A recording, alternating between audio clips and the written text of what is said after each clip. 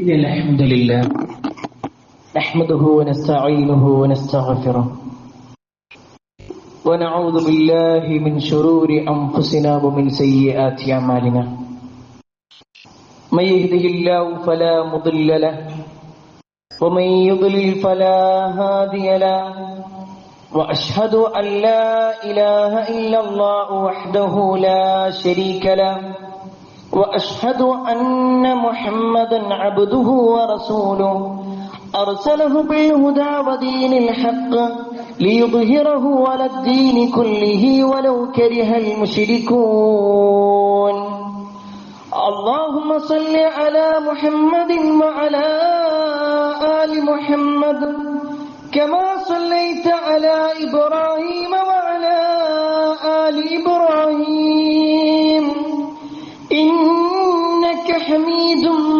مجيد اللهم بارك على محمد وعلى آل محمد كما باركت على إبراهيم وعلى آل إبراهيم إنك حميد مجيد يا أيها الذين آمنوا اتقوا الله حق تقاته ولا تموتن إلا وأنتم مسلمون أما بعد فإن خير الحديث كتاب الله وخير الهدي هدي محمد صلى الله عليه وسلم وشر الأمور محدثاتها وكل محدثة بدعة وكل بدعة ضلالة وكل ضلالة في النار أعوذ بالله من الشيطان الرجيم والسابقون الأولون من المهاجرين والأنصار والذين اتبعوهم بإحسان رضي الله عنهم ورضوا عنه وأعد لهم جنات تجري تحت الأنهار خالدين فيها أبدا ذلك الفوز العظيم يا أيها الناس أوصيكم وإياي أولا بتقوى الله. ഏറെ സ്നേഹധന്യരായ സത്യവിശ്വാസികളെ, സഹോദരന്മാരെ, സഹോദരിമാരെ, അള്ളാഹുവിന്റെ വിധിവിലക്കൽ അനുസരിച്ചുകൊണ്ടും പ്രവാചകൻ സല്ലല്ലാഹു അലൈഹി വസല്ലമയുടെ ജീവിതചര്യ പിൻപറ്റിക്കൊണ്ടും ജീവിക്കണമേ എന്ന് ആദ്യമായി എന്നോടും തുടർന്ന് നിങ്ങൾ ഓരോരുത്തരോടും ഉണർത്തുകയാണ്, വസിയ്യത്ത് ചെയ്യുകയാണ്. അള്ളാഹുവിന്റെ മാസമായ പരിശുദ്ധ മുഹറം മാസത്തിലാണ് നമ്മളുള്ളത്. പുതുവത്സരത്തെക്കുറിച്ചും ഈ ഒരു മുഹറം മാസത്തിനെ കുറിച്ചുമൊക്കെ ഒരുപക്ഷെ വ്യക്തമായി അതിന്റെ ഫضലുകളും ശ്രേഷ്ഠതകളും കഴിഞ്ഞ ഖുതുബകളിൽ മനസ്സിലാക്കിയവരാണ് നമ്മളെല്ലാം. മുഹറം മാസം അള്ളാഹുവിന്റെ മാസമാണ് എന്നതോടൊപ്പം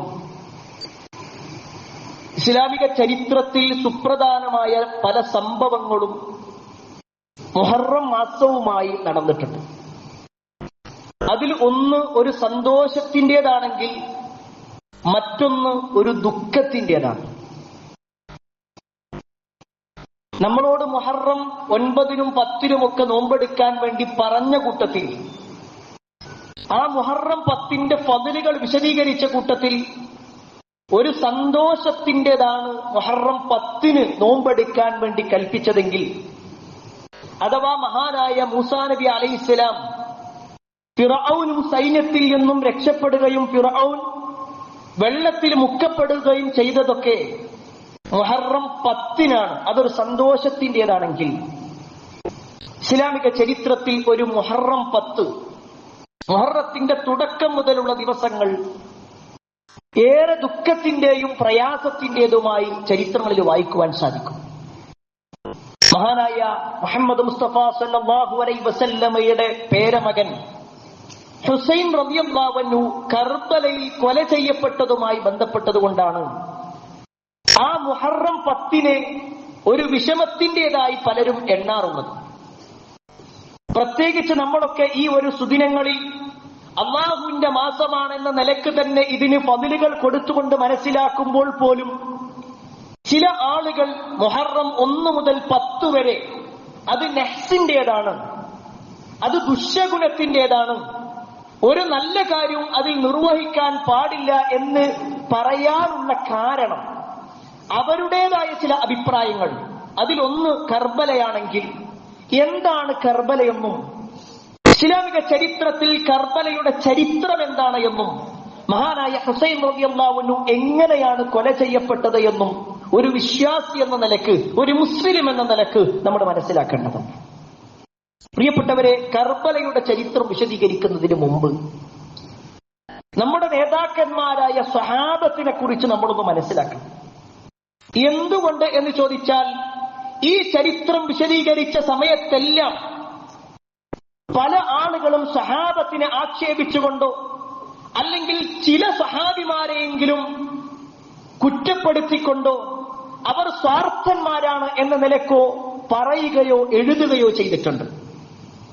നമ്മുടെ കേരളക്കരയിൽ പോലും, പച്ച മലയാളത്തിൽ പോലും അത്തരത്തിലുള്ള ഒട്ടേറെ പ്രസിദ്ധീകരണങ്ങൾ നമുക്ക് കാണുവാൻ സാധിക്കും. അവിടെയാണ് സ്വഹാബത്തിന്റെ സ്ഥാനം നമ്മൾ അറിയണം. ഞാൻ തുടക്കത്തിൽ ഓതി വെച്ച ആയത്ത് വിശുദ്ധ ഖുർആൻ 9-ാം അധ്യായം സൂറത്തു തൗബയിലെ 100-ാമത്തെ ആയത്താണ്. ഈ ഒരു ആയത്തിലൂടെ അല്ലാഹു സുബ്ഹാനഹു വ തആല അറിയിച്ചു തരുന്നുണ്ട് സ്വഹാബത്തിന്റെ മഹത്വം എത്രത്തോളം ഉണ്ട്.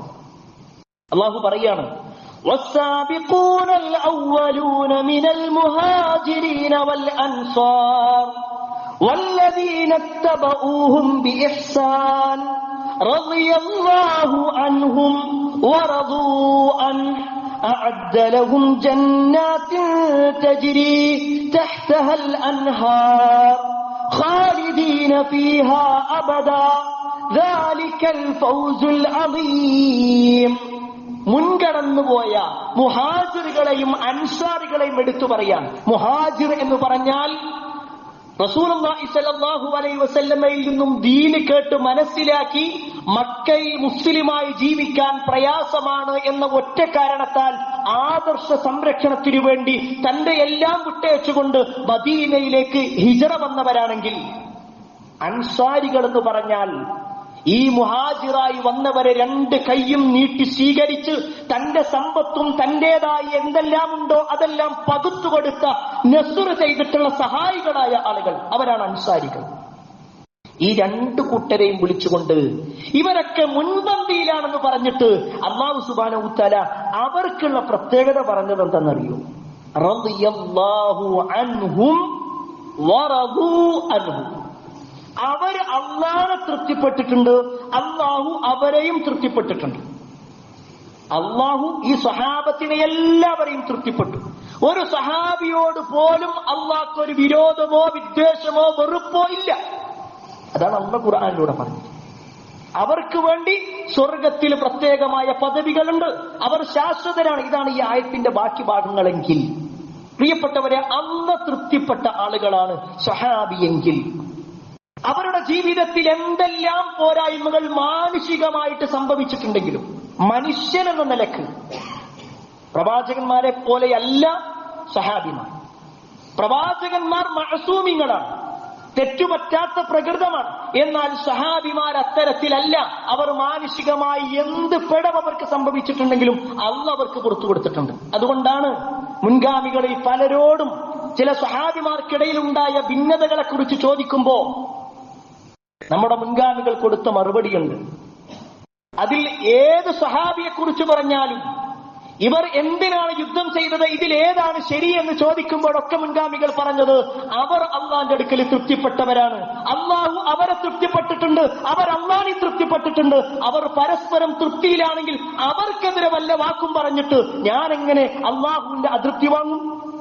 അവിടെയാണ് പ്രിയപ്പെട്ടവരെ നമ്മൾ മനസ്സിലാക്കണം റസൂലുള്ളാഹി സ്വല്ലല്ലാഹു അലൈഹി വസല്ലമയുടെ വാചകം, ലാ തസുബ്ബു അസ്ഹാബി, എന്റെ സ്വഹാബത്തിനെ നിങ്ങൾ ചീത്ത പറയരുത്. വ്യക്തമായി നബി സല്ലല്ലാഹു അലൈഹി വസല്ലം പറഞ്ഞു, എന്റെ സ്വഹാബത്തിന് ചീത്ത പറയാൻ പാടില്ല. മറ്റു ചില ഹദീസിൽ കാണുവാൻ സാധിക്കും, ഏറ്റവും ഉത്തമമായ ആളുകൾ എന്ന് പറഞ്ഞാൽ, ഏറ്റവും ഉത്തമ തലമുറ എന്ന് പറഞ്ഞാൽ ഖൈറുന്നാസ് ഖർനി, നബി സല്ലല്ലാഹു അലൈഹി വസല്ലമയും സ്വഹാബത്തും നിലകൊള്ളുന്ന ആ ഒരു തലമുറയാണ് ഏറ്റവും ഉത്തമർ. സുമ്മല്ലദീന യലൂനഹും സുമ്മല്ലദീന യലൂനഹും, പിന്നെ അവരെ തുടർന്ന് വരുന്നവർ. ഇത് റസൂലുള്ളാഹി സ്വല്ലല്ലാഹു അലൈഹി വസല്ലം പറഞ്ഞിട്ടുണ്ടെങ്കിൽ എന്തിനാണ് ആമുഖമായിട്ട് ഇത് പറഞ്ഞത് എന്നറിയോ? ഇനി അങ്ങോട്ട് ചില ചരിത്രങ്ങൾ പറയുമ്പോ നമ്മൾ പണ്ട് കേട്ടതോ അറിഞ്ഞതോ വായിച്ചതോ ആയ ചില ചരിത്രങ്ങളിലെ തെറ്റിദ്ധരിപ്പിക്കലുകളുണ്ട്.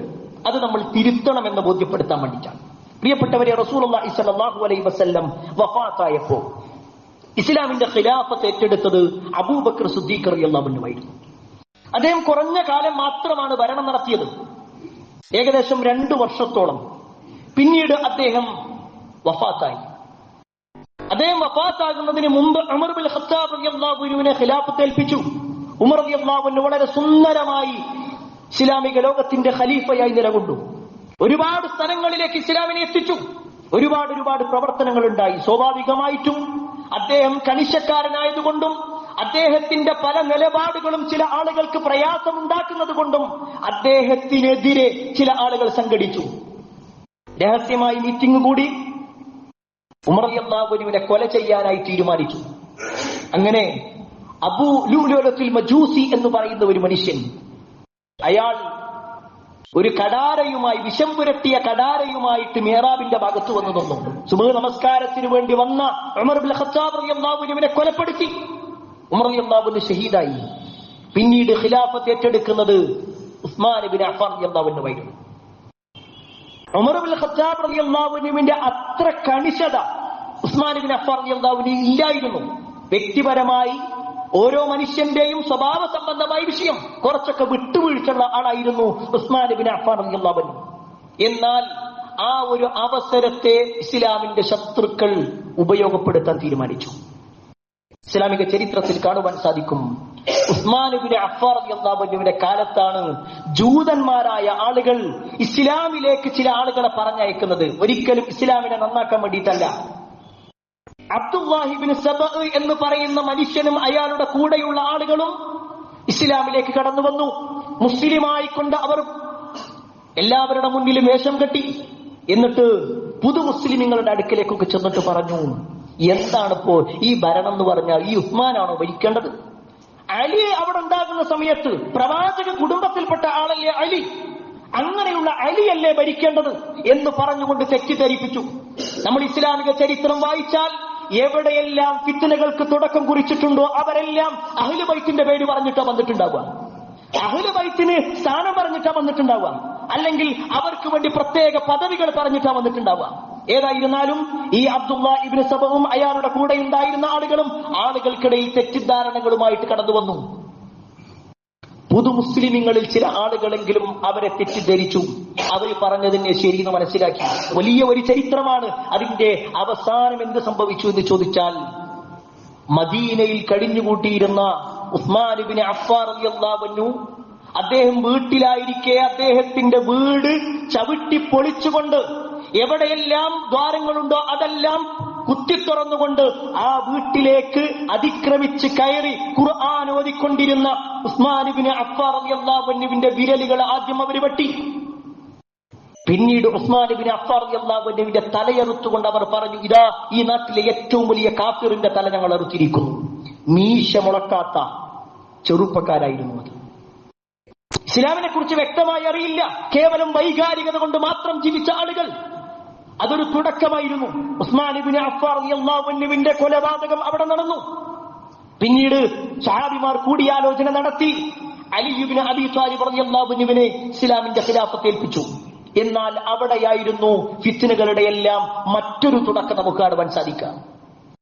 അലി റളിയല്ലാഹു അൻഹു ഖിലാഫത്ത് ഏറ്റെടുത്തപ്പോൾ ഉസ്മാൻ ഇബ്നു അഫ്ഫാൻ റളിയല്ലാഹു അൻഹുവിന്റെ കുടുംബക്കാരനും ഉസ്മാൻ ഇബ്നു അഫ്ഫാൻ റളിയല്ലാഹു അൻഹു സിറിയയിലെ ഗവർണറാക്കി നിശ്ചയിക്കുകയും ചെയ്തിരുന്ന മുആവിയത്ത് ബിൻ അബീ സുഫിയാൻ റളിയല്ലാഹു അൻഹുമ ആ പേര് കേൾക്കുമ്പോൾ റളിയല്ലാഹു അൻഹു പറഞ്ഞേ പറ്റൂ.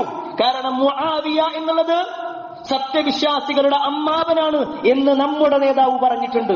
ആ മുആവിയ റളിയല്ലാഹു അൻഹു സഹാബി തന്നെയാണ്. മുആവിയ റളിയല്ലാഹു അൻഹുവിന്റെ വാപ്പ അബൂ സുഫിയാൻ സഹാബി തന്നെയാണ് റളിയല്ലാഹു അൻഹുമാ. ഈ മുആവിയ റളിയല്ലാഹു അൻഹു അദ്ദേഹം സിറിയയിലെ ഗവർണറായിരുന്നു. സ്വാഭാവികമായിട്ടും ഉസ്മാൻ ഇബ്നു അഫ്ഫാൻ റളിയല്ലാഹു അൻഹുവിന്റെ കൊലപാതകികളെ പിടിച്ചിട്ടില്ല എന്നുള്ളത് കൊണ്ട് ആദ്യം ആ കൊലപാതകികളെ പിടിക്കണമെന്നുള്ളതായിരുന്നു മുആവിയ റളിയല്ലാഹു അൻഹുവിന്റെ അഭിപ്രായം. എന്നാൽ അലി റളിയല്ലാഹു അൻഹു ആകട്ടെ, അദ്ദേഹം പറഞ്ഞു, സ്വാഭാവികമായിട്ടും ആ കലാപകാരികളെ പിടിക്കണമെങ്കിൽ ഒരു അധികാരം വേണം. ഇവിടെ ഈ അധികാരത്തിന്റെ കീഴിലാണ് പിടിക്കേണ്ടത്. രണ്ടുപേരുടെയും വാക്കൊന്നു തന്നെയാണ്. ശത്രുക്കളെ പിടിക്കണം, കലാപകാരികളെ പിടിക്കണം എന്നുള്ളതിൽ അഭിപ്രായ വ്യത്യാസമില്ല. എന്നാൽ രണ്ടുപേരും പറഞ്ഞ വഴികളിൽ ചില അഭിപ്രായ വ്യത്യാസങ്ങൾ ഉണ്ടായി. ആ അഭിപ്രായ വ്യത്യാസങ്ങളുടെ അനന്തരഫലം സിഫീൻ യുദ്ധത്തിലാണ് കലാശിച്ചത്. ഒരു ഭാഗത്ത് അലി റളിയല്ലാഹു അൻഹുവും സഹാബിമാരും, മറുഭാഗത്ത് മുആവിയ റളിയല്ലാഹു അൻഹുവും സഹാബിമാരും. യുദ്ധം നടന്നു. ഇസ്ലാമിക ചരിത്രം വായിക്കുമ്പോൾ ഇതൊരു യുദ്ധമായി നമ്മൾ മനസ്സിലാക്കുന്നതോടൊപ്പം തന്നെ ഇത് റസൂലുള്ളാഹി സ്വല്ലല്ലാഹു അലൈഹി വസല്ലമയുടെ ഒരു പ്രവചനം കൂടിയായിരുന്നു. നബി സല്ലല്ലാഹു അലൈഹി വസല്ലമയുടെ ഹദീസിൽ കാണുവാൻ സാധിക്കും, എന്റെ കാലത്തിന് ശേഷം ഈ ഉമ്മത്ത് രണ്ട് ചേരിയായി നിങ്ങൾക്കിടയിൽ യുദ്ധം നടക്കും. ദഅവതുഹുമാ വാഹിദ, രണ്ട് കൂട്ടരുടെയും ആശയവും ലക്ഷ്യവും ഒന്ന് തന്നെയായിരിക്കും, പക്ഷേ രണ്ട് ചേരിയായിട്ട് മാറും. അവസാനം അലി റളിയല്ലാഹു അൻഹു ഖിലാഫത്ത് ഏറ്റെടുത്തു. അദ്ദേഹം ഭരണം നടത്തി.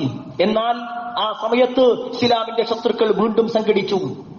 അലി റളിയല്ലാഹു അൻഹുവിനെയും മുആവിയ റളിയല്ലാഹു അൻഹുവിനെയും അംർ ഇബ്നുൽ ആസ് റളിയല്ലാഹു അൻഹുവിനെയും അബൂ മുസൽ അശ്അരി റളിയല്ലാഹു അൻഹുവിനെയും ഈ നാലു പേരെയും കൊല്ലാനായി ആളുകളെ ഏൽപ്പിച്ചു. അതിൽ അലി റളിയല്ലാഹു അൻഹു സുബ്ഹ് നമസ്കാരത്തിന് വരുന്ന സമയത്ത് അബ്ദുറഹ്മാൻ ഇബ്നു മുൽജിം എന്ന് പറയുന്ന മനുഷ്യൻ അലി റളിയല്ലാഹു അൻഹുവിനെ കൊലപ്പെടുത്തി. അലി റളിയല്ലാഹു അൻഹു ഷഹീദായി. പിന്നീട് അലി റളിയല്ലാഹു അൻഹുവിന് ശേഷം ഖിലാഫത്തെ ഏറ്റെടുക്കുന്നത് അലി റളിയല്ലാഹു അൻഹുവിന്റെ മൂത്ത മകനായ ഹസൻ റളിയല്ലാഹു അൻഹു ആയിരുന്നു. അദ്ദേഹം 6 മാസക്കാലം ഖിലാഫത്ത് ഏറ്റെടുത്തു.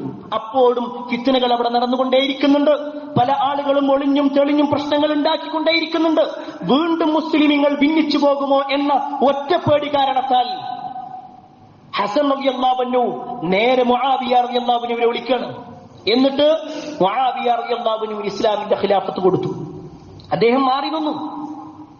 ചരിത്രത്തിൽ കാണുവാൻ സാധിക്കും, അതും പ്രവാചകൻ സല്ലല്ലാഹു അലൈഹി വസല്ലമയുടെ പ്രവചനമായിരുന്നു. ഒരു വെള്ളിയാഴ്ച ദിവസം പ്രവാചകൻ സല്ലല്ലാഹു അലൈഹി വസല്ലമ മിമ്പറിൽ ഖുത്ബ നിർവഹിച്ചു കൊണ്ടിരിക്കുകയാണ്. ആ സമയത്താണ് പ്രവാചകൻ സല്ലല്ലാഹു അലൈഹി വസല്ലമയുടെ അടുക്കലേക്ക് ഹസൻ റളിയല്ലാഹു അൻഹു വരുന്നത്. നബി സല്ലല്ലാഹു അലൈഹി വസല്ലം ഹസൻ റളിയല്ലാഹു അൻഹുവിന്റെ മുഖത്തേക്കും ആളുകളുടെ മുഖത്തേക്കും നോക്കി. എന്നിട്ട് റസൂലുള്ളാഹി സ്വല്ലല്ലാഹു അലൈഹി വസല്ലം പറഞ്ഞു, ഇന്നബ്നി ഹാദാ സയ്യിദ്, എന്റെ ഈ മകനുണ്ടല്ലോ, ഈ മകൻ മുസ്ലിമീങ്ങളുടെ നേതാവാണ്. എന്നിട്ട് പറയാണ്, വലഅല്ലല്ലാഹു അൻ യുസ്ലിഹ ബിഹി ബൈന ഫിഅതൈനി മിനൽ മുസ്ലിമീൻ, ഈ മുസ്ലിമീങ്ങൾക്കിടയിൽ രണ്ട് ചേരിയായി പ്രശ്നങ്ങൾ ഉണ്ടാകുമ്പോ അവ ഒരു സുൽഹുമായി കൊണ്ട് എന്റെ ഈ മകൻ ഇടപെടും. നബി സല്ലല്ലാഹു അലൈഹി വസല്ലമയുടെ പ്രവചനമാണ് അവിടെ നടന്നത്. പിന്നീട് മഹാനായ മുആവിയത്ത് ബിൻ അബി സുഫിയാൻ റളിയല്ലാഹു അൻഹു ഖിലാഫത്ത് ഏറ്റെടുത്തു. ഏറ്റവും സുന്ദരമായി 20 വർഷത്തോളം അദ്ദേഹം ഖലീഫയായി. ഇസ്ലാമിക ചരിത്രം നോക്കിക്കഴിഞ്ഞാൽ 20 വർഷം ഗവർണറായിക്കൊണ്ടും 20 വർഷം ഖലീഫയായി നിലകൊണ്ട ഒരേ ഒരു വ്യക്തിയാണ് മുആവിയ റളിയല്ലാഹു അൻഹു. റസൂലുള്ളാഹി സ്വല്ലല്ലാഹു അലൈഹി വസല്ലമയുടെ വഹി രേഖപ്പെടുത്തിയിരുന്ന ആളാണ്. ഈ മുസ്ലിമീങ്ങളുടെ മുഅ്മിനീങ്ങളുടെ അമ്മാവനാണ് എന്ന് നബി സല്ലല്ലാഹു അലൈഹി വസല്ലം പറഞ്ഞ ആളാണ്. ആ മുആവിയ റളിയല്ലാഹു അൻഹു ഖലീഫയായി വളരെ സുന്ദരമായ ഭരണം കാഴ്ചവെച്ചു. എന്നാൽ അദ്ദേഹം വഫാത്താകുന്നതിന്റെ ഏതാനും ദിവസങ്ങൾക്ക് മുമ്പ് അദ്ദേഹം ഇസ്ലാമിന്റെ ഖിലാഫത്ത് അദ്ദേഹത്തിന്റെ മകനായ യസീദിന് ഏൽപ്പിച്ചു കൊടുക്കുന്നു. യസീദ് ബിൻ മുആവിയയ്ക്ക് ഏൽപ്പിച്ചു കൊടുക്കണം. അത് താരതമ്യേന സഹാബിമാർക്കാർക്കും പരിചയമില്ലാത്തതായിരുന്നു. വാപ്പ മകന് ഏൽപ്പിച്ചു കൊടുക്കുക എന്ന ഒരു ചർച്ച അവിടെ മുആവിയ റളിയല്ലാഹു അൻഹുവിനെ സംബന്ധിച്ചിടത്തോളം അദ്ദേഹത്തിന് ന്യായമുണ്ട്. ഇനിയും ഒരു ചർച്ചക്ക് വെച്ചാൽ വീണ്ടും ചർച്ചകളാകും, പ്രശ്നങ്ങളാകും, ഫിത്നകളാകും. അതിലേറ്റവും ഖൈർ ഇപ്പൊ ഞാൻ ഒരാളെ ഏൽപ്പിക്കലാണ്. അതായിരുന്നു അദ്ദേഹത്തിന്റെ തീരുമാനം.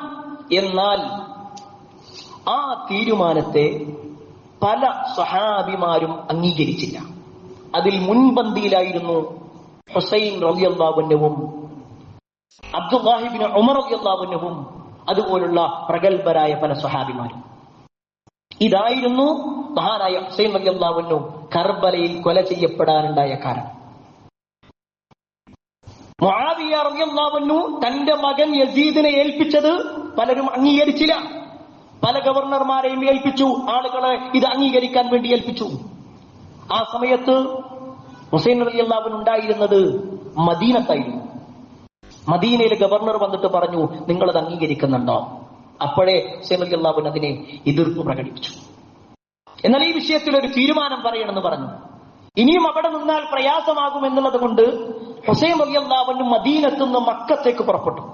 തന്റെ കുടുംബത്തെയും കൂട്ടിയിട്ട് വേഗം മക്കത്ത് വന്നു. മക്കയിലുള്ള ആളുകൾക്ക് പൊതുവെ പ്രവാചക കുടുംബത്തോട് കൂടുതൽ അടുപ്പമുണ്ടായിരുന്നു. അതുകൊണ്ട് തന്നെ അവിടേക്ക് ചെന്നു.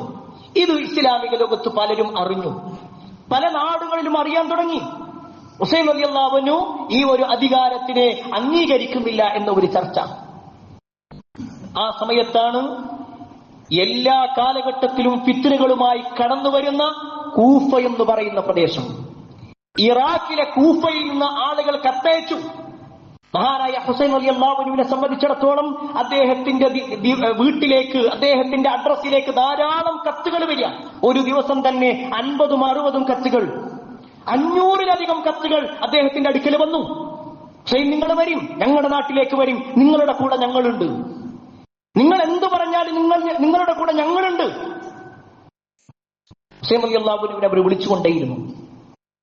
ഈ പറയുന്നതിൽ യാഥാർത്ഥ്യമുണ്ടോ, ഇവരെ സത്യമാണോ പറയുന്നത് എന്നറിയാൻ വേണ്ടിയിട്ട് ഹുസൈൻ റളിയല്ലാഹു അൻഹു തന്റെ പിതൃവ്യ പുത്രനായിട്ടുള്ള മുസ്ലിം ഇബ്നു അഖീൽ അല്ലെങ്കിൽ മുസ്ലിം ഇബ്നു ഉഖൈൽ എന്ന് പറയുന്ന സഹാബി അങ്ങോട്ട് പറഞ്ഞയച്ചു. മുസ്ലിം കൂഫയിലെത്തി. ആളുകൾ വിചാരിച്ചു ഇത് ഹുസൈൻ റളിയല്ലാഹു അൻഹു ആണെന്ന്. ആർക്കും അറിയൂല. എല്ലാവരും വളരെ സ്നേഹത്തോടു കൂടി അദ്ദേഹത്തിന്റെ അടുക്കൽ വന്നു. ആ സമയത്ത് മുസ്ലിം പറഞ്ഞു, ഞാൻ ഹുസൈൻ റളിയല്ലാഹു അൻഹു അല്ല, ഹുസൈൻ റളിയല്ലാഹു അൻഹു എന്നെ പറഞ്ഞയച്ചതാണ്. എന്താണ് ഇവിടുത്തെ അവസ്ഥ എന്ന് നോക്കാൻ വേണ്ടിയിട്ട്. ആ സമയത്ത് മുസ്ലിമിനെ സ്വീകരിക്കാൻ വേണ്ടി 12,000-ഓളം ആളുകൾ ഉണ്ടായിരുന്നു. 12,000-ഓളം ആളുകൾ. ചില ചരിത്രങ്ങളിൽ കാണുവാൻ സാധിക്കും 12,000 ആളുകളല്ല, മറിച്ച് 12,000 ഗോത്രങ്ങളിൽപ്പെട്ട ആളുകളായിരുന്നു എന്ന് നമുക്ക് കാണുവാൻ സാധിക്കും. ഏതായിരുന്നാലും ഹുസൈൻ റളിയല്ലാഹു അൻഹുവിന്റെ ഈ വിഷയം മുസ്ലിം അറിയിച്ചു കൊടുത്തു. ഇവിടെ ആളുകളൊക്കെ റെഡിയാണ്, എല്ലാവരും നിങ്ങളെ സ്വീകരിക്കാൻ വേണ്ടി കാത്തിരിക്കുന്നുണ്ട്, അതുകൊണ്ട് നിങ്ങൾ പുറപ്പെട്ടോളിയും എന്ന് പറഞ്ഞുകൊണ്ട് ഇവിടുന്ന് കത്തയച്ചു. മുസ്ലിം അവിടെ കൂഫയിലെത്തി എന്ന വാർത്ത യസീദ് ഇബ്നു മുആവിയ അറിഞ്ഞു. വീണ്ടും ഒരു പ്രശ്നങ്ങൾ ഉണ്ടാകും എന്നുള്ള നിലക്ക് യസീദ് ഇബ്നു മുആവിയ അന്നത്തെ കൂഫയിലെ ഗവർണറായിരുന്ന നുഅ്മാൻ ഇബ്നു ബശീർ റളിയല്ലാഹു അൻഹുവിനെ കത്തയച്ചു. എത്രയും പെട്ടെന്ന് മുസ്ലിമിനെ അവിടുന്ന് ഒഴിവാക്കണം, വരാനിരിക്കുന്ന ഹുസൈൻ റളിയല്ലാഹു അൻഹുവിനെയും ആളുകളെയും തടുത്തു നിർത്തുവാണ്. ഇത് സ്വഹാബിയായിട്ടുള്ള നുഅ്മാൻ ഇബ്നു ബശീർ റളിയല്ലാഹു അൻഹുവിനെ അറിയിച്ചു കൊടുത്തു. എന്നാൽ അദ്ദേഹം പ്രവാചക കുടുംബത്തോട് ഏറെ സ്നേഹമുള്ള ആളായിരുന്നു. നുഅ്മാൻ ഇബ്നു ബശീർ പറഞ്ഞു, ഞാനത് ചെയ്യൂല. അവിടുത്തെ ഗവർണർ ഹുസൈൻ റളിയല്ലാഹു അൻഹുവിനെ സപ്പോർട്ടാകുമെന്നുള്ള ഘട്ടം വന്നപ്പോ ഈ യസീദ് ഇബ്നു മുആവിയ വേറെ ഒരാളെ പറഞ്ഞേക്കാം. ചരിത്രത്തിൽ കാണുവാൻ സാധിക്കും അത് യസീദ് ഇബ്നു മുആവിയ അല്ല, യസീദ് ഇബ്നു മുആവിയയുടെ കൂടെ ഉണ്ടായിരുന്ന ഒരാളുടെ പദ്ധതിയായിരുന്നു അത്. ഇസ്ലാമിക ചരിത്രത്തിൽ ക്രൂരനായിട്ടുള്ള ഉബൈദുല്ലാഹി ഇബ്നു സിയാദ് എന്ന് പറയുന്ന മനുഷ്യൻ, പ്രവാചക കുടുംബത്തെ അങ്ങേറ്റം വിരോധത്തോടു കൂടി കണ്ടിരുന്ന മനുഷ്യൻ, അയാളെയാണ് കൂഫയിലെ ഗവർണറാക്കി യസീദ് ഇബ്നു മുആവിയ പറഞ്ഞേക്കുന്നത്.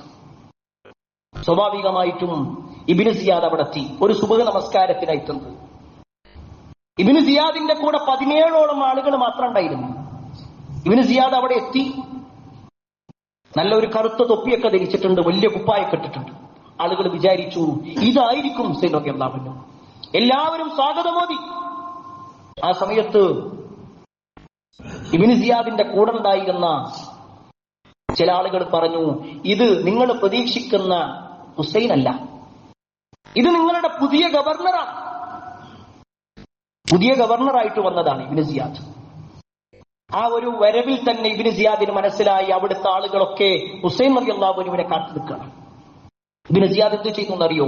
ഇതിന്റെ എല്ലാ പണിയും നടക്കുന്നത് മുസ്ലിം ഇബ്നു അഖീലാണ്. അതുകൊണ്ട് മുസ്ലിമിനെ പിടിച്ചുകൊണ്ടുവരണം. ആളുകളെ ചാരന്മാരായി നിയോഗിച്ചു. വലിയൊരു ചരിത്രമാണ്, ചുരുക്കി പറയാം. മുസ്ലിമിനെ അവസാനം പിടിച്ചു.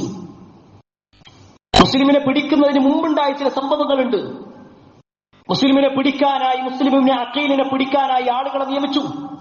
ഇനിയും നിന്നാൽ പ്രശ്നമാകുമെന്ന് മനസ്സിലാക്കിയപ്പോ മുസ്ലിം ആളുകളോട് പറഞ്ഞു, വരും, നമുക്ക് ഇവർക്കെതിരായിട്ട് ഇറങ്ങാം. മുസ്ലിം ഇബ്നു അഖീലിന്റെ ധൈര്യം എന്തായിരുന്നു ചോദിച്ചാൽ, അദ്ദേഹം വന്നപ്പോ 12,000 ആളുകളുണ്ടല്ലോ, ഇവര് വളരെ കുറഞ്ഞ ആളുകളെ ഉള്ളൂ, അതുകൊണ്ട് ഇവരെ നേരിടാൻ പറ്റും. മുസ്ലിം എല്ലാവരോടും സംഘടിക്കാൻ വേണ്ടി പറഞ്ഞപ്പോ വെറും 4,000 ആൾക്കാരായി ചുരുങ്ങി. 12,000-ൽ നിന്ന് 4,000-മായി. മുസ്ലിം ഒന്നുകൂടി ആളുകളെ വിളിച്ചു. കൊട്ടാരത്തിന്റെ അടുത്തെത്തി. ഒരു രാവിലെ നിന്ന ആളുകൾ മഗ്രിബായപ്പോഴേക്ക് 10 ആളായി ചുരുങ്ങി. മഗ്രിബ് നമസ്കാരം കഴിഞ്ഞ് പുറത്തേക്ക് ഇറങ്ങുമ്പോ മുസ്ലിം ഇബ്നു അഖീൽ മാത്രമായിരുന്നു. അദ്ദേഹത്തിന് മനസ്സിലായി ചതിക്കപ്പെട്ടു. കൂഫക്കാരി ചതിച്ചു. വിളിച്ചു വരുത്തി ശത്രുവിന്റെ മുന്നിലേക്ക് ഇട്ടുകൊടുത്തു. മുസ്ലിം അവിടുന്ന് മെല്ലെ രക്ഷപ്പെടാൻ നോക്കി. ഒരു വീട്ടിലെത്തി. അവസാനം ശത്രുക്കൾ ആ വീട് കണ്ടുപിടിച്ചു. വലിയ ചരിത്രമാണ്. എന്നിട്ട് മുസ്ലിമിനെ പിടിച്ചു കൊണ്ടുവന്നിട്ട് മുസ്ലിമിനെ വിചാരണ നടത്തി. കൊട്ടാരത്തിന്റെ മുകളിൽ നിന്ന് കൂഫയിലെ അങ്ങാടിയിലേക്ക് മുസ്ലിമിനെ വലിച്ചെറിയാൻ തീരുമാനിച്ചു. ആ സമയത്ത് മുസ്ലിം പറയുന്നുണ്ട്, നിങ്ങൾ എനിക്കൊരു അവസരം തരണം, ആരെങ്കിലും ഒരു സഹായം ചെയ്യണം. ഇങ്ങോട്ട് പുറപ്പെടുന്നുണ്ട് ഹുസൈൻ റളിയല്ലാഹു അൻഹു, അദ്ദേഹത്തോട് വരണ്ടാന്ന് പറയണം, അദ്ദേഹത്തോട് വരണ്ടാന്ന് പറയണം, കാരണം ഇവര് വഞ്ചിച്ചിട്ടുണ്ട്. അങ്ങനെ ഒരാളെ ഏൽപ്പിച്ചു. ഇബ്നു സിയാദിന്റെ ആളുകൾ കൊട്ടാരത്തിന്റെ മുകളിലേക്ക് മുസ്ലിമിനെ കൊണ്ടുപോയിട്ട് മുസ്ലിം ഇബ്നു അഖീലിനെ ആ കൊട്ടാരത്തിന്റെ മുകളിൽ നിന്ന് താഴേക്ക് വലിച്ചെറിഞ്ഞു. ആ സമയത്ത് മുസ്ലിം നടത്തുന്ന പ്രാർത്ഥന ഇസ്ലാമിക ചരിത്രത്തിലുണ്ട്. നടത്തിയത് ആർക്കെതിരാണെന്നറിയോ? അദ്ദേഹത്തെ ചതിച്ച ആ വീട്ടുകാർക്കെതിരല്ല, അദ്ദേഹത്തെ കൊല്ലാനായി കൂട്ടുനിന്ന ഇബ്നു സിയാദിനെതിരല്ല, മറിച്ച് അദ്ദേഹത്തെയും ഹുസൈൻ റളിയല്ലാഹു അൻഹുവിനെയും കുടുംബത്തെയും എല്ലാം വിളിച്ചു വരുത്തി ശത്രുവിന്റെ മുന്നിലേക്ക് ഇട്ടുകൊടുത്ത കൂഫക്കാർക്കെതിരായിരുന്നു. ഇത് നടക്കുന്നത് ഒരു പെരുന്നാളിന്റെ അന്നാണ്. ഇസ്ലാമിക ചരിത്രത്തിൽ കാണാൻ പറ്റും. അപ്പോഴേക്ക് മഹാനായ ഹുസൈൻ റളിയല്ലാഹു അൻഹു അവിടുന്ന് പുറപ്പെട്ടിട്ടുണ്ടായിരുന്നു.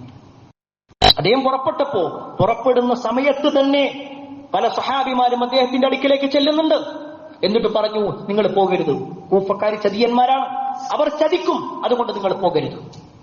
ഹുസൈൻ റളിയല്ലാഹു അൻഹു അതെല്ലാം ഇബ്നു അബ്ബാസ് റളിയല്ലാഹു അൻഹുവിന്റെയും ഇബ്നു ഉമർ റളിയല്ലാഹു അൻഹുവിന്റെയും ഒക്കെ വാക്കുകൾ ഒഴിവാക്കിക്കൊണ്ട് അള്ളാന്റെ ഖദർ ഞാൻ അവിടെ എത്തണമെന്നാണോ എങ്കിൽ ഞാൻ അവിടെ എത്തണം. അതിനൊരു കാരണം കൂടിയുണ്ട്. അദ്ദേഹം അങ്ങോട്ടെത്തണം എന്നുള്ളത് അള്ളാഹുവിന്റെ ഖദറായിരുന്നു. അത് റസൂലുള്ളാഹി സ്വല്ലല്ലാഹു അലൈഹി വസല്ലമയുടെ ഒരു പ്രവചനം കൂടിയായിരുന്നു. ഈ കർബലയെ കുറിച്ച് ഹദീസിൽ വന്നിട്ടുണ്ട്. ഹദീസിൽ കാണുവാൻ സാധിക്കും, ഒരിക്കൽ മഴയുടെ മലക്ക് ഇസ്തഅദന മലക്കുൽ ഖത്ർ റബ്ബഹു അൻ യസൂറ നബി സ്വല്ലല്ലാഹു അലൈഹി വസല്ലം, നബി സ്വല്ലല്ലാഹു അലൈഹി വസല്ലമയെ സന്ദർശിക്കാനായിട്ട് മഴയുടെ മലക്ക് അനുവാദം ചോദിച്ചു. അല്ലാഹു സുബ്ഹാനഹു വ തആല അനുവാദം കൊടുത്തു. അങ്ങനെ ഈ മഴയുടെ മലക്ക് റസൂലുള്ളാഹി സ്വല്ലല്ലാഹു അലൈഹി വസല്ലമയുടെ അടുക്കൽ വന്നു. അത് മീകായിലാണ് എന്നും അതല്ല മറ്റൊരു മലക്കാണ് എന്നൊക്കെ ഹദീസിൽ കാണുവാൻ സാധിക്കും. ഏതായിരുന്നാലും ആ മലക്ക് വന്നപ്പോ ഉമ്മു സലമ റളിയല്ലാഹു അൻഹയുടെ വീട്ടിലായിരുന്നു പ്രവാചകൻ ഉണ്ടായിരുന്നത്. നബി സല്ലല്ലാഹു അലൈഹി വസല്ലമയും ഈ മലക്കും കൂടി റൂമിനുള്ളിലേക്ക് കയറി. ഉമ്മു സലമ റളിയല്ലാഹു അൻഹയോട് പറഞ്ഞു, ഇങ്ങോട്ട് ആരും വരാതെ നോക്കണം. ഉമ്മു സലമ റളിയല്ലാഹു അൻഹ വാതിലിന്റെ ഭാഗത്ത് കാവൽ നിന്നു. നബി സല്ലല്ലാഹു അലൈഹി വസല്ലം സംസാരിച്ചു കൊണ്ടിരിക്കെ പെട്ടെന്ന് കുട്ടിയായിരിക്കുന്ന ഹുസൈൻ റളിയല്ലാഹു അൻഹു അങ്ങോട്ട് വേഗത്തിൽ വന്നു. ഉമ്മു സലമക്ക് പിടിക്കാൻ കിട്ടിയില്ല. നേരെ നബി സല്ലല്ലാഹു അലൈഹി വസല്ലമയുടെ അടുക്കൽ വന്ന് പ്രവാചകന്റെ മടിയിലിരുന്നു. പ്രവാചകന്റെ പുറത്തൊക്കെ കയറി ചാടിക്കളിക്കാൻ തുടങ്ങി. ഈ മലക്ക് കുട്ടിയുടെ മുഖത്തേക്ക് ഇങ്ങനെ നോക്കി, കുട്ടിയായിരിക്കുന്ന ഹുസൈൻ റളിയല്ലാഹുവിന്റെ മുഖത്തേക്ക് നോക്കി. എന്നിട്ട് റസൂലുള്ളാഹി സ്വല്ലല്ലാഹു അലൈഹി വസല്ലമയോട് ചോദിച്ചു, അതുഹിബ്ബുഹു യാ റസൂലല്ലാഹ്, അല്ലാഹുവിന്റെ റസൂലേ, നിങ്ങൾ ഈ കുട്ടിയെ ഇഷ്ടപ്പെടുന്നുണ്ടോ? റസൂലുള്ളാഹി സ്വല്ലല്ലാഹു അലൈഹി വസല്ലം പറഞ്ഞു, നഅം, ഇഷ്ടപ്പെടുന്നു. ആ സമയത്ത് മലക്ക് പറയാണ്, അമാ ഇന്ന ഉമ്മതക സതഖ്തുലുഹു, എന്നാ നിങ്ങൾ അറിഞ്ഞോ, നിങ്ങളുടെ ഖൗമിൽപ്പെട്ട ആളുകൾ തന്നെയാണ് ഈ കുട്ടിയെ കൊലപ്പെടുത്തുക. എന്നിട്ട് ചോദിച്ചു, എവിടെ വെച്ചാണ് കൊലപ്പെടുത്തുക എന്നുള്ളത് നിങ്ങൾക്ക് അറിയിച്ചോ? നബി സല്ലല്ലാഹു അലൈഹി വസല്ലം അതേന്ന് പറഞ്ഞു. അപ്പോ ഒരു പിടി മണ്ണ് ആ മലക്ക് പ്രവാചകൻ സല്ലല്ലാഹു അലൈഹി വസല്ലമക്ക് കൊടുത്തു. ഒരു ചുവന്ന മണ്ണായിരുന്നു അത്. അത് റസൂലുള്ളാഹി സ്വല്ലല്ലാഹു അലൈഹി വസല്ലം ഉമ്മു സലമയുടെ കയ്യിൽ കൊടുത്തു. ഈ ഹദീസിന്റെ നിവേദകന്മാരിൽ സാബിത്ത് റഹ്മത്തുള്ളാഹി അലൈഹി പറയുന്നുണ്ട്, കുന്നാ നഖൂലു ഇന്നഹാ കർബല, ഞങ്ങൾ പറയാറുണ്ടായിരുന്നു അത് കർബലയിലുള്ള മണ്ണാണെന്നുള്ളത്. കർബലയിലുള്ള മണ്ണാണെന്നുള്ളത് ഞങ്ങൾക്ക് മനസ്സിലായി. ഏതായിരുന്നാലും ഹുസൈൻ റളിയല്ലാഹു അൻഹു മദീനത്ത് നിന്ന് കർബലയിലേക്ക് പുറപ്പെട്ടു. അദ്ദേഹം ഏകദേശം കർബലയുടെ ഭാഗത്തെത്തി. ചോദിക്കുന്നുണ്ട്. അദ്ദേഹം വരുന്ന സമയത്ത് തന്നെ പല ആളുകളും അദ്ദേഹത്തോട് നിങ്ങൾ വരണ്ട, നിങ്ങൾ തിരിച്ചു പോകുമെന്ന് പറയുന്നുണ്ട്. മുസ്ലിം ഇബ്നു അഖീൽ പറഞ്ഞയച്ച ആളും വരുന്നുണ്ട്. അദ്ദേഹം തിരിഞ്ഞു പോകാൻ നിൽക്കുമ്പോ മുസ്ലിം ഇബ്നു അഖീലിന്റെ കുടുംബക്കാരായ ചില ആളുകൾ പറഞ്ഞു, ഹുസൈൻ, ഞങ്ങളുടെ വാപ്പാന്റെ വിഷയത്തിൽ, ഞങ്ങളുടെ കുടുംബക്കാരന്റെ വിഷയത്തിൽ ഞങ്ങൾക്ക് പ്രതികാരം ചെയ്യണം. അവരെ കൊലപ്പെടുത്തിയവരാണ് കുഫക്കാർ, അതുകൊണ്ട് ഞങ്ങൾ എന്തായാലും പോകണം. അങ്ങനെ അവരുടെ നിർബന്ധത്തിലാണ് ഹുസൈൻ റളിയല്ലാഹു അൻഹു പിന്നീട് ഇറങ്ങുന്നത്. ചരിത്രത്തിൽ കാണുവാൻ സാധിക്കും, ഒരു മുഹറം, ഹിജറ 61 മുഹറം മാസം 3-ാം തീയതി ഹുസൈൻ റളിയല്ലാഹു അൻഹു കർബലയിലെത്തും. അദ്ദേഹം കർബലയിൽ എത്തിയിട്ട് ആ നാട് ഇങ്ങനെ നോക്കിയിട്ട് ചോദിക്കും, ഇത് ഏതാ നാട് നോക്കും. അപ്പൊ അവര് പറയും കർബല, കർബലയാണ്. ആ സമയത്ത് അദ്ദേഹം പറയുന്നുണ്ട്, കർബുൻ വബലാഉൻ, പ്രയാസവും ബുദ്ധിമുട്ടും, പ്രയാസവും പരീക്ഷണവുമാണ് ഈ നാടന്യത. അദ്ദേഹം 3-ാം തീയതി മുഹറം 3-നെത്തിയിട്ട് മുഹറം 9 വരെയും അദ്ദേഹം അവിടെ കാത്തുനിന്നു. ഏതെങ്കിലും ഒരു കൂഫക്കാരൻ അദ്ദേഹത്തിന്റെ അടുക്കിലേക്ക് വരുമെന്ന്. ഒരാളും വന്നില്ല, ഒരു സഹായവും ചെയ്തില്ല. അവസാനം ഇബ്നു സിയാദിന്റെ ആളുകൾ ഹുസൈൻ റളിയല്ലാഹുവിന്റെ അടുക്കിലേക്ക് ആളെ പറഞ്ഞയച്ചു. എന്നിട്ട് പറഞ്ഞു, നിങ്ങൾ ഇബ്നു സിയാദിന്റെ അടുക്കൽ വരണം. ഒന്നുകിൽ ഇബ്നു സിയാദിന്റെ മുന്നിൽ വന്നിട്ട് ഇബ്നു സിയാദിന്റെ കൈ പിടിച്ചുകൊണ്ട് ബൈഅത്ത് ചെയ്യണം, അതല്ലെങ്കിൽ നിങ്ങൾ യുദ്ധത്തിന് സന്നദ്ധമാകണം. ആ സമയത്ത് ഹുസൈൻ റളിയല്ലാഹു അൻഹു പറഞ്ഞു, ഞാനൊരു കാര്യം ചെയ്യാം, ഒന്നുകിൽ ഞാൻ ഈ നാട് വിട്ടുപോകാം, അല്ലെങ്കിൽ ഞാൻ തിരിച്ച് മക്കത്തേക്ക് തന്നെ തിരിച്ചു പോകാം, അതല്ലെങ്കിൽ സിറിയയിൽ പോയിട്ട് യസീദ് ഇബ്നു മുആവിയക്ക് ഞാൻ ബൈഅത്ത് വെക്കാൻ ഞാൻ നേർക്കുനേരെ അദ്ദേഹത്തോട് പറയാം. ഇബ്നു സിയാദ് പറഞ്ഞു, പറ്റൂല, എന്റെ അടുക്കൽ വന്ന് എന്റെ മുന്നിൽ നിൽക്കണം, അല്ലാതെ വിടില്ല. വല്ലാത്ത ക്രൂര മനസ്സിന്റെ ഉടമയായിരുന്നു ഇബ്നു സിയാദ്. അവസാനം ഹുസൈൻ റളിയല്ലാഹു അൻഹു തീരുമാനിച്ചു, എന്നാൽ യുദ്ധം നടത്തി. ചരിത്രത്തിൽ കാണാൻ പറ്റും, ഹുസൈൻ റളിയല്ലാഹു അൻഹുവിന്റെ കൂടെ 80 ചില്ലാൻ ആളുകളാണ്ടായിരുന്നു. ഇബ്നു സിയാദിന്റെ കൂടെ 4000-ഓളം വരുന്ന ആളുകൾ. ഹിജറ 61 മുഹറം 10-ാം തീയതി വെള്ളിയാഴ്ച രാവിലെയാണ് യുദ്ധം തുടങ്ങുന്നത്. ഏതാനും മണിക്കൂർ കഴിഞ്ഞപ്പോഴേക്ക് തന്നെ അദ്ദേഹത്തിന്റെ കൂട്ടത്തിലുള്ള ആളുകൾ എല്ലാവരും ഷഹീദായി. അദ്ദേഹത്തിന്റെ കൂടെ ഉണ്ടായിരുന്ന ഒരാൾ മാത്രമേ ബാക്കിയുണ്ടായിരുന്നുള്ളൂ, അലി സൈനുൽ ആബിദീൻ എന്ന് പറയുന്ന വ്യക്തി. ഇസ്ലാമിക ചരിത്രത്തിൽ വലിയ പണ്ഡിതനായി അദ്ദേഹം മാറുന്നുണ്ട്. അദ്ദേഹം രോഗിയായിട്ട് കിടക്കിരുന്നു. കുട്ടിയാണ്, രോഗിയായിട്ട് കിടക്കുകയാണ്. കുട്ടികളെ പോലും കൊലപ്പെടുത്തിയിരുന്നു. എല്ലാവരും കൊല ചെയ്യപ്പെട്ടു. ജാഫർ റളിയല്ലാഹു അൻഹുവിന്റെ മക്കളുണ്ട്, ഹസൻ റളിയല്ലാഹു അൻഹുവിന്റെ മക്കളുണ്ട്, പ്രവാചക കുടുംബത്തിൽ പലരുണ്ട്. എല്ലാവരെയും കൊലപ്പെടുത്തി. പക്ഷേ അവിടെ ബാക്കിയാകുന്നത് കുറച്ച് സ്ത്രീകളും ഹുസൈൻ റളിയല്ലാഹു അൻഹു മാത്രം. ഹുസൈൻ റളിയല്ലാഹു അൻഹുവിനെ ഒന്നും ചെയ്യാൻ എല്ലാവർക്കും ഒരു മടി. പ്രവാചകന്റെ പേരക്കുട്ടിയാണ്. ആ സമയത്താണ് രണ്ടാളുകൾ, സിനാൻ ഇബ്നു അനസ് എന്ന് പറയുന്ന ഒരു മനുഷ്യനും അതേപോലെ തന്നെ ദിൽജൂഷൻ എന്ന് പറയുന്ന മനുഷ്യനും കൂടി മുന്നിലും പിന്നിലുമായി വന്നിട്ട് മഹാനായ ഹുസൈൻ റളിയല്ലാഹു അൻഹുവിനെ കൊലപ്പെടുത്തുന്നത്. അദ്ദേഹത്തിന്റെ മുന്നിലും പിന്നിലും കുത്തി പരിക്കേൽപ്പിച്ചു. അദ്ദേഹത്തെ അവിടെ ഇട്ട് വെട്ടി. ചരിത്രത്തിൽ കാണാൻ പറ്റും, ഹുസൈൻ റളിയല്ലാഹു അൻഹുവിന്റെ തലയറുത്തിട്ട് ഈ ഇബ്നു സിയാദിന്റെ മുന്നിലേക്ക് കൊണ്ടുപോയി കൊടുക്കണം. ഇബ്നു സിയാദ് ആ സമയത്ത് തന്റെ കൊട്ടാരത്തിൽ ഇരിക്കുമ്പോ ഈ ഒരു കാഴ്ച കാണാം. പല സ്വഹാബിമാരും അവിടെ ഉണ്ട്. അവരുടെ എല്ലാം കണ്ണുകൾ നിറയാൻ തുടങ്ങി. പ്രവാചകന്റെ പേരക്കുട്ടിയാണെന്ന്. ആ പ്രവാചകന്റെ പേരക്കുട്ടിന്റെ തലയെടുത്തിട്ടാ വരുന്നത്. തന്റെ കയ്യിലൊരു വടി ഉണ്ടായിരുന്നു ഇബ്നു സിയാദിന്റെ. ഇബ്നു സിയാദ് ആ വടിയെടുത്തിട്ട് ഹുസൈൻ റളിയല്ലാഹു അൻഹുവിന്റെ ആ മരിച്ചു കിടക്കുന്ന അദ്ദേഹത്തിന്റെ ആ കഴുത്തിൽ അല്ലെങ്കിൽ വായിലിട്ട് ഇങ്ങനെ കുത്താൻ തുടങ്ങി. ഇത് അനസ് റളിയല്ലാഹു അൻഹു കണ്ടു. അനസ് റളിയല്ലാഹു അൻഹു പറഞ്ഞു, അല്ലാഹുവിന്റെ ശത്രു, ആ വടി നീ ഒഴിവാക്കപ്പെടുന്നു, എടുക്കുന്നിന്റെ കൈ. റസൂലുള്ളാഹി സ്വല്ലല്ലാഹു അലൈഹി വസല്ലമ ആ ചുണ്ടുകളിൽ മുത്തം വെക്കുന്നത് ഞാൻ കണ്ടിട്ടുണ്ട്. ആ ചുണ്ടിലാണോ നീ നിന്റെ വടിയുമായിട്ട് കുത്തുന്നത്? നിനക്ക് അല്ലാഹുവിന്റെ ശാപം ഉണ്ടാവട്ടെ എന്ന് പറഞ്ഞുകൊണ്ട് അനസ് റളിയല്ലാഹു അൻഹു അവിടുന്ന് ആർത്ത് കരഞ്ഞുകൊണ്ട് പറഞ്ഞു. ഹുസൈൻ റളിയല്ലാഹു അൻഹു കർബലയിൽ കൊല ചെയ്യപ്പെട്ടു. ഇവിടെ പ്രിയപ്പെട്ടവരെ നമ്മൾ മനസ്സിലാക്കണം, ആരാണ് ഹസനും ഹുസൈനും? റസൂലുള്ളാഹി സ്വല്ലല്ലാഹു അലൈഹി വസല്ലം പറഞ്ഞു, സയ്യിദാ ശബാബി അഹ്ലിൽ ജന്ന, സ്വർഗത്തിലെ യുവാക്കളുടെ നേതാക്കന്മാരാണെന്ന് പറഞ്ഞു. എന്റെ 2 സുഗന്ധങ്ങളാണ് ഇവരെന്ന് പറഞ്ഞ ആ 2 പേരിൽ ഒരാളെയാണ് കൊലപ്പെടുത്തുന്നത്. ഇവിടെ നമ്മൾ മനസ്സിലാക്കണം, ഇബ്നു സിയാദ് അയാളുടെ അധികാരം അവിടെ ഉപയോഗപ്പെടുത്തുകയായിരുന്നു. പ്രിയപ്പെട്ടവരെ, ഈ ഒരു ചരിത്രം കേൾക്കുമ്പോൾ ഒരു വിശ്വാസി എന്ന നിലക്ക് നമ്മൾ മനസ്സിലാക്കേണ്ടത്, ചില ചരിത്രങ്ങൾ മനസ്സിലാക്കേണ്ടത്, ഒന്ന്, പ്രവാചകൻ സല്ലല്ലാഹു അലൈഹി വസല്ലം എന്തെല്ലാം പ്രവചനങ്ങൾ നടത്തിയോ അത് സംഭവിക്കുമെന്നുള്ളത് തന്നെയാണ്. മറ്റൊന്ന്, എന്താണോ അള്ളാഹുവിന്റെ ഖദർ അത് സംഭവിക്കുക തന്നെ ചെയ്യുമെന്നുള്ളതാണ്. ചരിത്രത്തിൽ കാണുവാൻ സാധിക്കും, ഈ ഇബ്നു സിയാദ് പിന്നീട് കൊല ചെയ്യപ്പെടുന്നുണ്ട്. ഏതാനും വർഷം, 5-6 വർഷങ്ങൾ കഴിയുമ്പോൾ ഇബ്നു സിയാദിന്റെ തലയറുക്കപ്പെടുന്നുണ്ട്. അയാളും കൊല ചെയ്യപ്പെടുന്നു. അയാൾ നിന്നയായിക്കൊണ്ടാണ് കൊല ചെയ്യപ്പെട്ടത് എന്നൊക്കെ നമുക്ക് കാണുവാൻ സാധിക്കും. ഏതായിരുന്നാലും ഈ ചരിത്രം കേവലം ഒരു ചരിത്രം കേട്ടുപോകാൻ മാത്രമുള്ളതല്ല, മറിച്ച് നമ്മുടെ മുൻഗാമികൾ പല നിലക്കും പ്രയാസങ്ങൾ അനുഭവിക്കേണ്ടി വന്നിട്ടുണ്ട് എന്നുള്ളതൊരു കാര്യം തന്നെയാണ്. അതോടൊപ്പം തന്നെ ഈ ഒരു പേര് പറഞ്ഞിട്ടാണ് പല ആളുകളും ഇന്ന് പല ഫിത്നകളും തുടങ്ങുന്നത്. നമ്മുടെ കേരളത്തിൽ ഇല്ലായിരുന്നു കുറച്ചു കാലം മുമ്പ് വരെ ഈ മുഹറത്തിന്റെ പേരിലുള്ള ആഘോഷങ്ങൾ. എന്നാൽ ഇപ്പൊ കേരളത്തിലും തുടങ്ങി. മുഹറം അനുസ്മരണം എന്ന പേരിൽ, ഹുസൈൻ റളിയല്ലാഹു അൻഹു അനുസ്മരണം എന്ന പേരിൽ, ഹുസൈൻ മൗലൂദ് എന്ന പേരിൽ ഒക്കെ നടക്കപ്പെടുന്നുണ്ട്. ഇങ്ങനെ പലതും ഷിയാക്കൾ എന്താണോ തുടങ്ങിയത് അത് കൃത്യമായി തങ്ങളുടെ ജീവിതത്തിലേക്ക് കൊണ്ടുവരുന്ന വലിയ ഒരു വിഭാഗം നമ്മുടെ സമൂഹത്തിലുണ്ട്. അവരെ കൃത്യമായി അറിയുവാനും അവരിൽ നിന്ന് അകലുവാനും ഞാനും നിങ്ങൾ പരിശ്രമിക്കുക. അതിന് അല്ലാഹു സുബ്ഹാനഹു വ തആല നമുക്ക് ഏവർക്കും തൗഫീഖ് നൽകുമാറാവട്ടെ.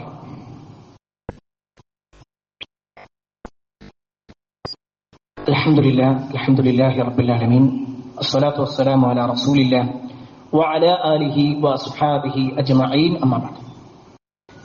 പ്രിയപ്പെട്ട സഹോദരങ്ങളെ, സത്വിശ്വാസികളെ, അല്ലാഹുവിന്റെ വിധിവിലക്കുകൾ അനുസരിച്ചുകൊണ്ടും പ്രവാചകൻ സല്ലല്ലാഹു അലൈഹി വസല്ലമയുടെ ജീവിതചര്യ പിൻപറ്റിക്കൊണ്ടും ജീവിക്കണമെന്ന് ഒരിക്കൽ കൂടി എന്നോടെന്ന പോലെ നിങ്ങൾ ഓരോരുത്തരോടും ഉണർത്തുകയാണ്, വസിയ്യത്ത് ചെയ്യുകയാണ്. കർബലയുമായി ബന്ധപ്പെട്ടുകൊണ്ടുള്ള ചില ചരിത്രങ്ങളാണ് ഓർമ്മപ്പെടുത്തിയത്. ഹുസൈൻ റളിയല്ലാഹു അൻഹുവിന്റെ കൊലപാതകത്തിന് ശേഷം ഷിയാക്കൾ നടത്തിയ ചില കാര്യങ്ങൾ കൂടി നമ്മൾ ഈ വിഷയത്തിൽ മനസ്സിലാക്കണം. ഒരു പക്ഷേ ഗൾഫിലും അതുപോലെ തന്നെ പലപ്പോഴും സോഷ്യൽ മീഡിയയിലൊക്കെ നമ്മൾ കാണാറുണ്ട്, ഷിയാക്കളായ ആളുകൾ മുഹറം 9-നും 10-നും ഒക്കെ തങ്ങളുടെ ശരീരത്തിൽ ഇങ്ങനെ അവരുടെ ശരീരം ഉപദ്രവിക്കുന്ന രൂപത്തിൽ ചങ്ങല കൊണ്ടോ അല്ലെങ്കിൽ വാളുകൊണ്ടോ സ്വയം മുറിവേൽപ്പിക്കുന്ന അവസ്ഥയൊക്കെ നമ്മൾ കാണാറുണ്ട്. അതിന്റെ കാരണം നമുക്ക് ചരിത്രത്തിൽ കാണുവാൻ സാധിക്കും. ഹുസൈൻ റളിയല്ലാഹു അൻഹു കൊലപ്പെടുന്ന സമയത്ത് അവർക്ക് അവസരമുണ്ടായിട്ടും അവരത് ചെയ്തില്ല. അവർ വിളിച്ചു വരുത്തി കൊലപ്പെടുത്തിയവരാണെന്ന ബോധ്യം അവർക്ക് പിന്നീടുണ്ടാകുന്നുണ്ട്. അങ്ങനെ വർഷങ്ങൾക്ക് ശേഷം തവ്വാബീൻ സംഘം എന്ന് പറയുന്ന ഒരു സംഘം വരികയും ഹുസൈൻ റളിയല്ലാഹു അൻഹു എവിടെയാണോ കൊല ചെയ്യപ്പെട്ടത് അതേ സ്ഥലത്ത് വന്നിട്ട് അവർ അവരുടെ തലയിലൂടെ മണ്ണിട്ടുകൊണ്ടും അവരുടെ നെഞ്ചത്തടിച്ചുകൊണ്ടും കരയാൻ തുടങ്ങി. അതിന്റെ പിൽക്കാലക്കാരാണ് പിന്നീട് നമ്മൾ ഈ കണ്ടുകൊണ്ടിരിക്കുന്ന ബഹ്റൈനിലും അതേപോലെ തന്നെ ഇറാഖിലും ഇറാനിലും ഒക്കെ കാണുന്ന ഷിയാക്കളായ ആളുകൾ ചെയ്തുകൊണ്ടിരിക്കുന്നത്. അതേ ഭാഗം തന്നെയാണ് കേരളം വിട്ടുകഴിഞ്ഞാലും നമ്മൾ കണ്ടുകൊണ്ടിരിക്കുന്നത്. ഇതൊന്നും യഥാർത്ഥ ഇസ്ലാമുമായി യാതൊരു ബന്ധവുമില്ലാത്തതാണ്. ഇതേ കാരണം പറഞ്ഞിട്ടാണ് മുഹറം 1 മുതൽ 10 വരെ അതൊരു ദുശ്ശകുനമാണെന്ന് പറയുന്നത്. അത് റസൂലുള്ളാഹി സ്വല്ലല്ലാഹു അലൈഹി വസല്ലം പഠിപ്പിച്ചിട്ടില്ല. ഒരു ഗൗരവത്തിൽ ഈ വിഷയം നമ്മൾ മനസ്സിലാക്കണം. കാരണം ഹുസൈൻ റളിയല്ലാഹു അൻഹുവിനെ മാത്രമാണ് ഈ ഒരു ടാർഗറ്റ് ചെയ്യുന്നതെങ്കിൽ ഹുസൈൻ റളിയല്ലാഹു അൻഹുവിന്റെ ജ്യേഷ്ഠനായ ഹസൻ റളിയല്ലാഹു അൻഹു കൊല ചെയ്യപ്പെട്ടതാണ്. ഈ ഹസൻ റളിയല്ലാഹു അൻഹുവിന്റെയും ഹുസൈൻ റളിയല്ലാഹു അൻഹുവിന്റെയും ബാപ്പയായ അലി റളിയല്ലാഹു അൻഹു കൊല ചെയ്യപ്പെട്ടതാണ്. അവരുടെ കുടുംബക്കാരനായിട്ടുള്ള ഹംസത്ത് ഇബ്നു അബ്ദുൽ മുത്തലിബ് റളിയല്ലാഹു അൻഹു കൊല ചെയ്യപ്പെട്ടതാണ്. ജഅഫർ റളിയല്ലാഹു അൻഹു കൊല ചെയ്യപ്പെട്ടതാണ്. അവർക്കാർക്കും കൊടുക്കാത്ത ഒരു പരിഗണന ഹുസൈൻ റളിയല്ലാഹു അൻഹുവിന്റെ വിഷയത്തിൽ മാത്രം കൊടുക്കുക. എന്നിട്ട് അതിന് പ്രത്യേകമായ ആഘോഷങ്ങളും പ്രത്യേകമായ ദിനങ്ങളും പ്രത്യേകമായ ദുശ്ശകുനങ്ങളും കൊണ്ടുവരിക. ഇത് റസൂലുള്ളാഹി സ്വല്ലല്ലാഹു അലൈഹി വസല്ലം പഠിപ്പിച്ച ഇസ്ലാമിലില്ല. അതുകൊണ്ട് തന്നെ മുഹറം 1 മുതൽ 10 വരെ നഹ്സായി കാണുന്ന ആളുകൾ, പ്രിയപ്പെട്ടവരെ, അത് ശരിയല്ല, അത് മതപരമായി പഠിപ്പിച്ചതല്ല. അങ്ങനെയുള്ള ദുശ്ശകുനങ്ങൾ നോക്കുന്നത് ഇസ്ലാം പഠിപ്പിച്ചിട്ടില്ല. മറിച്ച് റസൂലുള്ളാഹി സ്വല്ലല്ലാഹു അലൈഹി വസല്ലമ പ്രാർത്ഥനകളാണ് പഠിപ്പിച്ചത്. എന്തെല്ലാം പ്രയാസങ്ങളുണ്ടെങ്കിലും ബുദ്ധിമുട്ടുകളുണ്ടെങ്കിലും എല്ലാം അള്ളാഹുവിന്റെ ഖദർ അനുസരിച്ച് മാത്രമേ നടക്കൂ. നമ്മൾ നമസ്കാരത്തിന് ശേഷം നടത്തുന്ന പ്രാർത്ഥനയുണ്ട്, അല്ലാഹുമ്മ ലാ മാനിഅ ലിമാ അഅതൈത വലാ മുഅതിയ ലിമാ മനഅത എന്ന് തുടങ്ങുന്ന പ്രാർത്ഥന. എന്താണ് അതിന്റെ അർത്ഥം? അതിനർത്ഥം അള്ളാഹുവേ നീ തരാൻ ഉദ്ദേശിച്ചത് തടുക്കാൻ ഒരാൾക്കും കഴിയൂല, നീ തടുത്തത് തരാൻ ഒരാൾക്കും കഴിയൂല. ഇതൊരു വിശ്വാസി വിശ്വസിക്കുന്നുണ്ടെങ്കിൽ ഈ മുഹറത്തിന്റെ ദിവസങ്ങളിൽ വിവാഹം നടത്തിയാൽ അത് പ്രശ്നമാകും, കച്ചവടം നടത്തിയാൽ അത് പൊളിയും, ഏതെങ്കിലും വീടിരിക്കൽ നടത്തിയാൽ ആ വീട് പൊളിഞ്ഞു പോകും. ഇത് അന്ധവിശ്വാസമാണ്, അല്ലെങ്കിൽ ഷിയാക്കളുടെ വിശ്വാസമാണ്. ആ ഷിയായിസം കൊണ്ട് നടക്കുന്ന ആളുകളാണ് ഇത്തരത്തിൽ കൊണ്ടു നടക്കാറുള്ളത്. അതോടൊപ്പം തന്നെ സ്വഹാബത്തിന്റെ മഹത്വം ഉൾക്കൊണ്ട് അവരെല്ലാം അള്ളാഹുവിന്റെ അടുക്കൽ ഏറ്റവും ഉന്നതമായ സ്ഥാനമുള്ളവരാണ് എന്ന് ബോധ്യത്തോടുകൂടി ജീവിക്കുക, അവരുടെ ജീവിതം അറിഞ്ഞ് റസൂലുള്ളാഹി സ്വല്ലല്ലാഹു അലൈഹി വസല്ലമയുടെ സുന്നത്തുകൾ അനുധാവനം ചെയ്തുകൊണ്ട് ജീവിക്കാൻ ഞാനും നിങ്ങൾ പരിശ്രമിക്കുക. അതിന് അല്ലാഹു സുബ്ഹാനഹു വ തആല നമുക്കേവർക്കും തൗഫീഖ് നൽകുമാറാവട്ടെ. എല്ലാ അർത്ഥത്തിലും നന്മകൾ ചെയ്ത് ജീവിക്കുന്ന ആളുകളിൽ അള്ളാഹു നമ്മെ ഏവരെയും ഉൾപ്പെടുത്തുമാറാവട്ടെ. ഒരുപാട് ആളുകൾ പ്രാർത്ഥന കൊണ്ട് വസിയ്യത്ത് നൽകിയിട്ടുണ്ട്. എല്ലാവരുടെയും പ്രാർത്ഥനകൾ സ്വീകരിക്കുമാറാവട്ടെ. ഒരുപാട് ആളുകൾ ശാരീരികമായ പല പ്രയാസങ്ങളുമായി ബുദ്ധിമുട്ടുന്നുണ്ട്. അവരുടെ എല്ലാം പ്രയാസങ്ങൾ അള്ളാഹു നീക്കി കൊടുക്കുമാറാവട്ടെ. പ്രത്യേകിച്ച് ഓർമ്മപ്പെടുത്താനുള്ളത്, ഇന്നലെ രാത്രി നമുക്കെല്ലാം പരിചയമുള്ള കൊച്ചി മണ്ഡലം ഭാരവാഹി കൂടിയായിട്ടുള്ള ഷെരീഫ് സാഹിബ് നമ്മളോട് വിട പറഞ്ഞു. അദ്ദേഹം കുറച്ചു കാലമായിട്ട് രോഗിയായിരുന്നു. നമ്മൾ ഓരോരുത്തരും പ്രിയപ്പെട്ടവരെ അദ്ദേഹത്തിന് വേണ്ടി പ്രാർത്ഥിക്കണം. അദ്ദേഹം ഇപ്പോൾ അദ്ദേഹത്തിന്റെ ബർസഖിയായ ലോകത്തേക്ക് പ്രവേശിച്ചു. ഒരുപക്ഷെ നമുക്കെല്ലാവർക്കും വ്യക്തിപരമായി പരിചയമുണ്ടാകും. ഇന്നല്ലെങ്കിൽ നാളെ നമ്മളും ഇതുപോലെ പോകേണ്ടവരാണ്. ഈ മഴയും ഈ മഴക്കാറുകളൊക്കെ വരുന്ന സമയത്ത് ഒരല്പസമയം കഴിഞ്ഞാൽ അദ്ദേഹത്തിന്റെ മയ്യത്ത് നമസ്കാരം കഴിഞ്ഞ് അദ്ദേഹത്തിന്റെ മയ്യത്ത് ഖബറിലേക്ക് ഇറക്കി വെക്കുമ്പോൾ നമ്മുടെ ജീവിതത്തിലും അതുപോലെ ഒന്ന് പോകാനുണ്ട്. നമ്മളെക്കുറിച്ചും ഇതുപോലെ മെസ്സേജുകൾ വരാനുണ്ട്. പ്രിയപ്പെട്ടവരെ, നമ്മൾ ഓരോരുത്തരും ആത്മാർത്ഥമായി അദ്ദേഹത്തിന് വേണ്ടി പ്രാർത്ഥിക്കുക. അല്ലാഹു സുബ്ഹാനഹു വ തആല അദ്ദേഹത്തിന് ഏറ്റവും ഖൈറായ ഒരു ജീവിതം പരലോകത്ത് നൽകുമാറാവട്ടെ. ബർസഖിയായ അവസ്ഥ അല്ലാഹു നന്നാക്കി കൊടുക്കുമാറാവട്ടെ. അദ്ദേഹത്തിന്റെ നഷ്ടം ആ കുടുംബത്തിനുണ്ടാക്കുന്ന പ്രയാസങ്ങളിൽ നിന്ന് അല്ലാഹു രക്ഷപ്പെടുത്തുമാറാവട്ടെ. അദ്ദേഹത്തിന്റെ ജീവിതത്തിൽ സംഭവിച്ചുപോയ ചെറുതും വലുതുമായ എന്തെല്ലാം പ്രയാസങ്ങളുണ്ടോ അതെല്ലാം അല്ലാഹു പുറത്തു മാപ്പാക്കി കൊടുക്കുമാറാവട്ടെ. നമ്മളിൽ നിന്ന് വിട പറഞ്ഞു പോയ ഒരുപാട് ആളുകളുണ്ട്. അവരുടെ എല്ലാം ഖബർ ജീവിതം അല്ലാഹു നന്നാക്കി കൊടുക്കുമാറാവട്ടെ. നമ്മുടെ മാതാപിതാക്കൾക്ക് അല്ലാഹു സ്വർഗ്ഗം നൽകുമാറാവട്ടെ. اللهم اغفر للمؤمنين والمؤمنات والمسلمين والمسلمات الأحياء منهم والأموات إنك مجيب الدعوات يا قاضي الحاجات. اللهم أجرنا من النار، اللهم أجرنا من النار، اللهم أجرنا من النار. ربنا آتنا في الدنيا حسنة وفي الآخرة حسنة وقنا عذاب النار. آمين آمين برحمتك يا أرحم الراحمين والحمد لله رب العالمين.